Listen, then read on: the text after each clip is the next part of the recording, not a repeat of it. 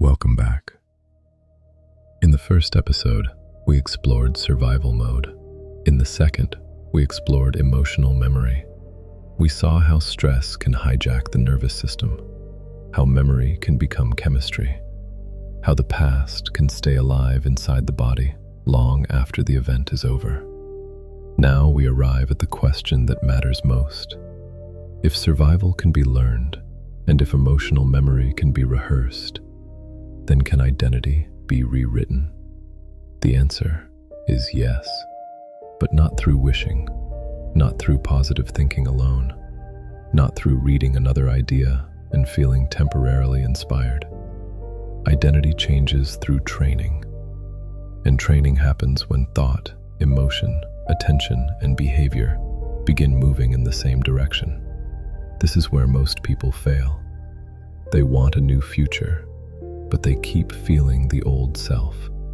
They want a new life, but they keep rehearsing the same emotions. They want change, but their body is still loyal to the past. So today, we go into the actual mechanics of transformation, how intention works, why elevated emotion matters, why the body must be taught, and how embodiment turns possibility into identity. Let's begin with a simple truth. Your current identity did not appear all at once. It was built through repeated thoughts, repeated emotional states, repeated choices, repeated reactions, repeated interpretations, repeated behaviors. That repetition became familiarity, and familiarity became self. So if identity was built through repetition, it can also be rebuilt through repetition. But the rebuilding process follows a very specific order. First, there must be intention. Then, there must be emotion. Then, there must be embodiment. If one of those is missing, the change does not stabilize. Let's start with intention. Most people misunderstand intention. They think intention is merely wanting something, a goal, a wish, a mental preference. But intention in transformation work is much deeper than that. Intention is organized attention. It is the clear act of deciding where your energy will go. When intention is weak, attention scatters. When attention scatters, behavior stays old. When behavior stays old, identity remains the same. So intention is not a slogan. It is a neurological instruction. It tells the brain what to prioritize. Think about how the brain works. Your brain is constantly filtering reality. There is too much information around you to process everything. So the brain depends on significance. What matters gets noticed. What is repeated gets strengthened. What is emotionally charged gets remembered. This means intention acts like a spotlight. It tells the brain, this matters now. Pay attention here. Build here. Move here. If your intention is vague, the brain stays vague. If your intention is conflicted, the brain stays conflicted.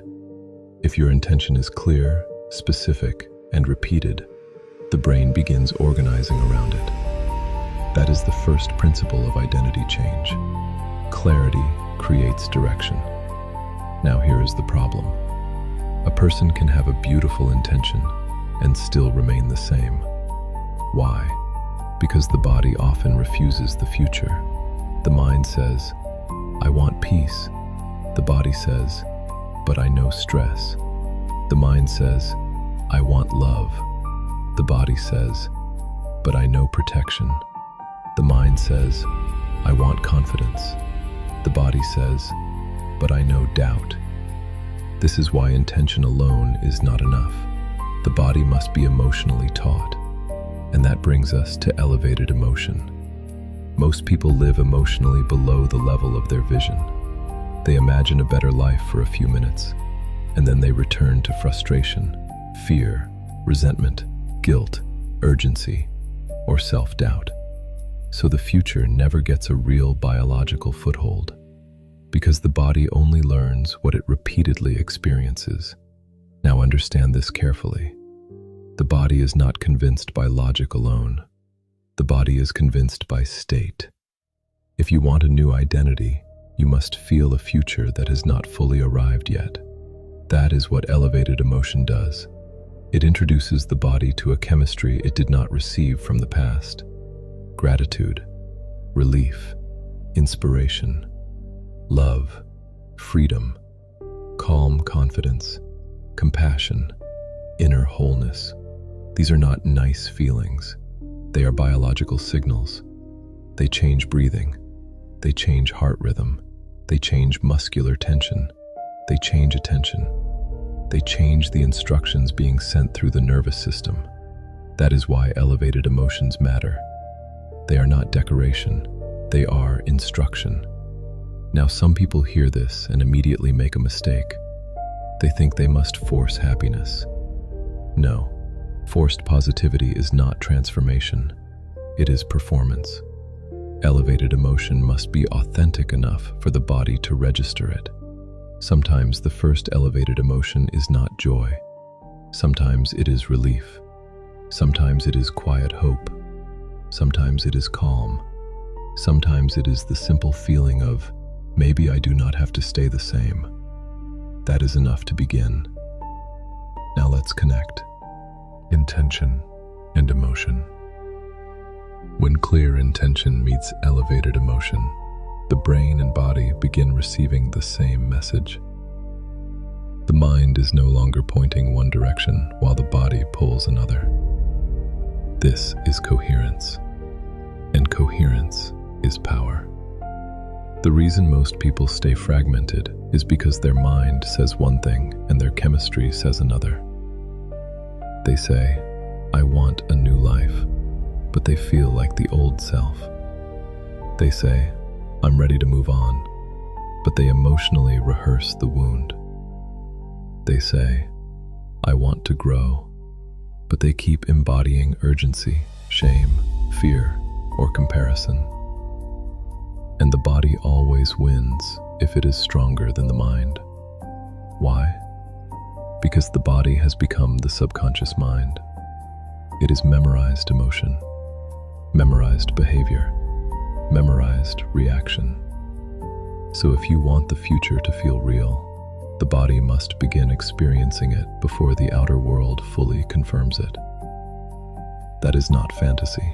That is training, because the body responds to internal experience too. If the body can be conditioned by repeated stress, it can be reconditioned by repeated coherence.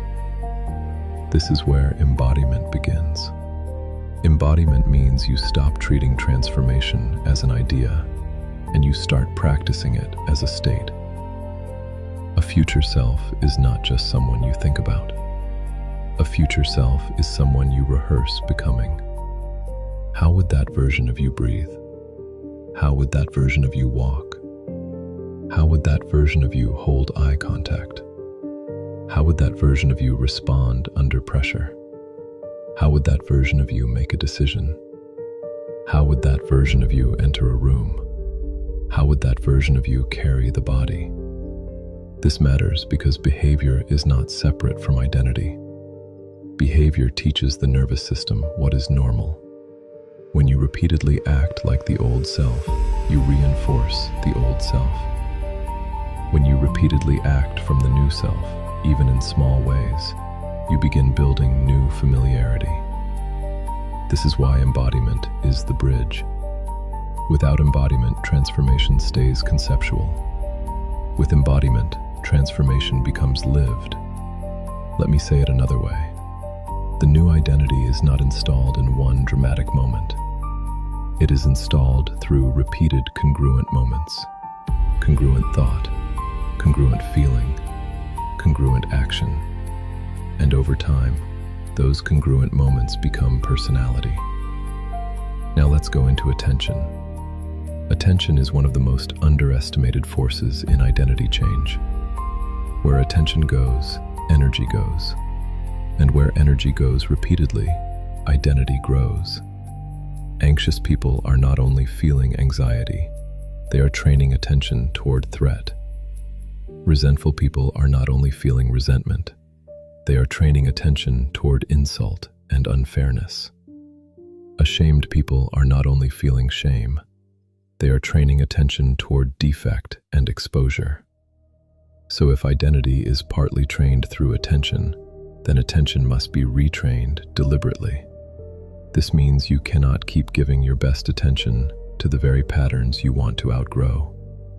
You cannot feed the old self all day and expect the new self to appear at night. This is why intentional practice matters. Not once a month, not when you feel like it, not only when life becomes painful enough. Daily. Daily because repetition built the old self. Daily because daily is what the nervous system understands. Now let's bring in breath. Breath is one of the fastest ways to communicate with the nervous system. When a person is stressed, the breath becomes shallow, fast, upper chest dominant, and irregular. That breathing pattern reinforces the state. When the breath becomes slower, deeper, and more regulated, the nervous system receives a different message. It receives safety, space, order. This is why breath is more than relaxation. Breath is identity technology. Because breathing patterns shape state, and state shapes perception. If you want to become someone new, your breath cannot remain loyal to the old self. Now let's talk about heart state. When people live in anger, resentment, impatience, frustration, or fear, their physiology becomes incoherent. Internal rhythms become chaotic. Attention fragments. Behavior becomes reactive. The body stays prepared for conflict. But when a person practices gratitude, love, compassion, or calm appreciation, something changes. The system becomes more ordered. The body receives a signal that the war is over. This is why elevated heart-centered emotion is so powerful. It is not abstract spirituality. It is biological reorganization. And the more often the body enters that ordered state, the less addicted it becomes to emotional chaos. Now we arrive at the most overlooked part of transformation. You must refuse to get up as the same person who sat down. This applies in meditation, in journaling, in reflection, in breathwork, in silence. If you enter practice as the old self and leave as the old self, you have gathered information, but you have not changed identity. Real practice ends only when state changes. Not perfectly, not dramatically every day, but noticeably enough that the body receives a new message. Now, some days this will feel easy. Some days it will feel impossible. Some days the old self will be loud. The old memories will return. The old emotions will feel convincing. The old narrative will sound intelligent. That is normal. Change does not fail because the old self speaks.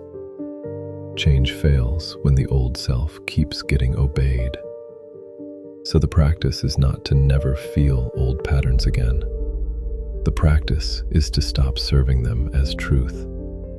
Observe them, name them, interrupt them, redirect attention, regulate the breath, choose a new emotional signal.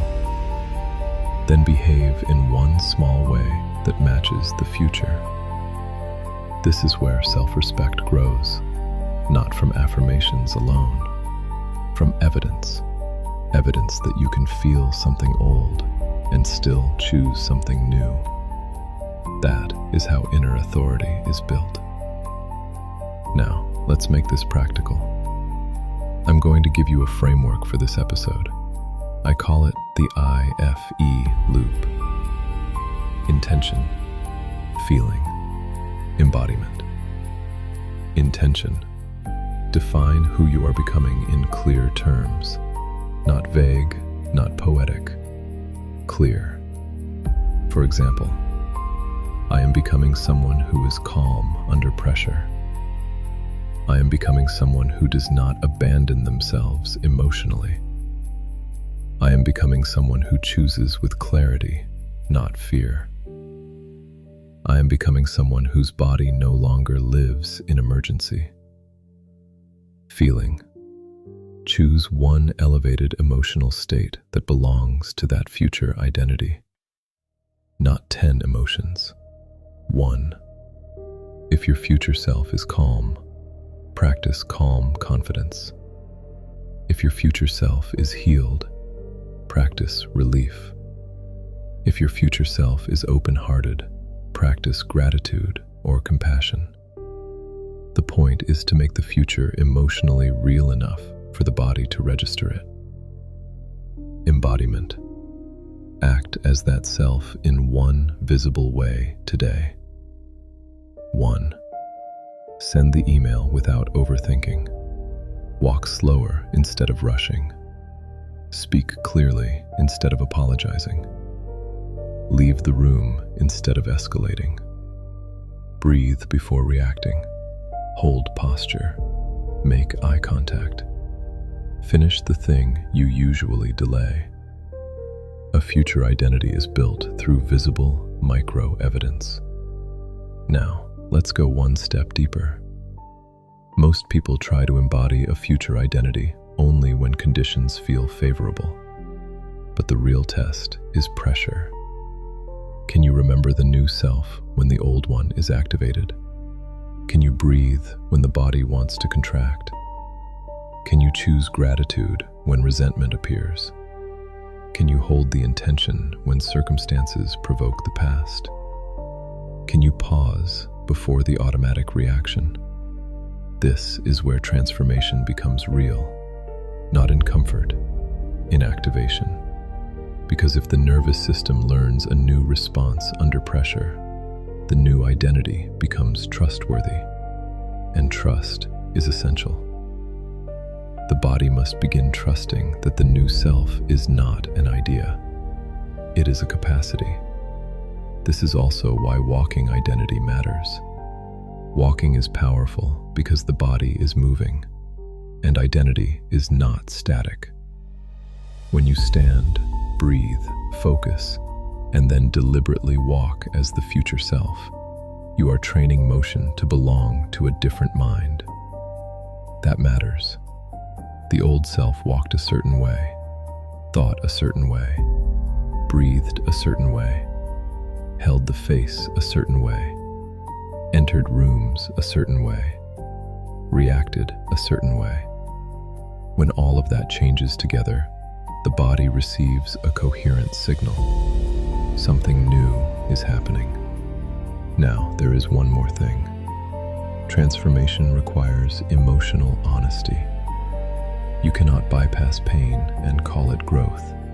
You cannot suppress fear and call it freedom. You cannot wear spiritual language over unresolved biology and expect stability. The path is not denial. It is elevation through awareness. You acknowledge the old state. You do not worship it. You feel what is real. You do not build a house in it. You generate a higher state. Then you practice staying there a little longer than before. That little longer matters. Because what you can sustain, you can become. If you can sustain calm a little longer, you can become calmer. If you can sustain gratitude a little longer, you can become more grateful. If you can sustain self-respect a little longer, you can become more self-directed. Duration matters, because the body learns through time inside the state. Now, let me give you a 7-day practice protocol for this episode. Morning, 3 minutes of stillness, 1 clear intention, 1 elevated emotion, 3 slow breaths with long exhales, then 1 sentence. Today, I will not return to the old self automatically. Midday, 1 embodiment check. Ask, how am I sitting? How am I breathing? What state is running me right now? What would my future self do in the next 5 minutes? Evening. Review without self-attack. Where did I remember? Where did I forget? Where did I feed the old self? Where did I interrupt it? Then generate 1 minute of gratitude for even the smallest evidence of change. Why gratitude? Because gratitude stabilizes the nervous system around progress instead of around deficiency. And what the nervous system stabilizes, the identity repeats. Now let's close. Episode 1 showed you that stress hijacks the system. Episode 2 showed you that memory can keep the hijack alive. Episode 3 shows you the way out, not overnight, not magically, but methodically. Intention gives direction. Elevated emotion gives chemistry. Embodiment gives evidence. Together, they create identity shift. This is how a person stops waiting for life to change first. This is how a person teaches the body a new future. This is how the nervous system stops worshiping the past. And this is how transformation becomes biological. In the next phase of this series, we will begin expanding beyond the 3 pillars into more advanced ideas of personality programming, emotional addiction, and how the environment reinforces identity. But for now, do the work. Do not admire the framework. Use it. Because information does not transform people. Embodied repetition does. I'm Dr. Vijay Arora. This is Mind Uncovered. And remember, you do not become a new self by wanting one.